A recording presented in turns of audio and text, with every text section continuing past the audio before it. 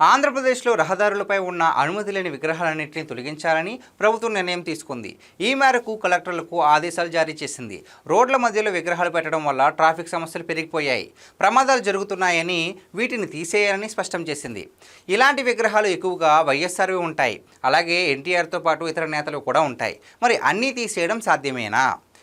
YS చనిపోయాక ఓ భావోద్వేగ నాటకాన్ని జగన్ రెడ్డి రక్తి కట్టించారు. ఎవరు చనిపోయినా వైఎస్ కోసమే చనిపోయారని లెక్కలు రాసుకున్నారు. ఆ పేరుతో ఓదార్పు యాత్ర చేశారు. ఆ యాత్రలో ఏ ఊరికి వెళ్తే ఆ ఊరిలో రోడ్డుపై విగ్రహాన్ని పెట్టేశారు. వైఎస్ఆర్ జగన్ పెట్టించినవన్నీ కాకపోయినా ఎన్టీఆర్తో పాటు ఇతర నేతల విగ్రహాలు కూడా కొన్ని ఉన్నాయి. అన్నింటితో పాటు వాటిని తొలగించాల్సి ఉంది. అయితే ఏపీ రాజకీయాలకు విగ్రహాలకు లింక్ ఉంటుంది. మా నేత విగ్రహాన్ని తొలగిస్తారా అని ఆయా విగ్రహాలకు చెందిన పార్టీలు తెర మీదకు వస్తాయి. వాటిని డీల్ చేయడం చిన్న విషయం కాదు. నిజానికి ఆ విగ్రహాలను అప్పుడప్పుడు ధ్వంసం చేయించి కూడా రాజకీయాలు చేస్తారు. రోడ్లపై విగ్రహాలు పెట్టడాన్ని సుప్రీంకోర్టు కూడా తప్పుపట్టింది. అందుకే తీసేయాలని నిర్ణయించారు. విగ్రహాలు ఎవరైనా ప్రైవేట్ సంస్థల్లో పెట్టుకోవచ్చు, ఎవరు అడగరు. కానీ పబ్లిక్ ప్లేసులు, ముఖ్యంగా రోడ్లపై పెడితే మాత్రం తీసేయాల్సిందే.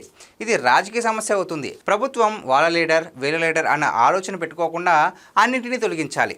తొలగించే ముందు దానికి తగ్గ పొలిటికల్ గ్రౌండ్ వర్క్ చేస్తే వివాదం లేకుండా పూర్తి చేయవచ్చు. అలా చేయడం ప్రజలకు ఎంతో మేలు చేయడమే అవుతుంది.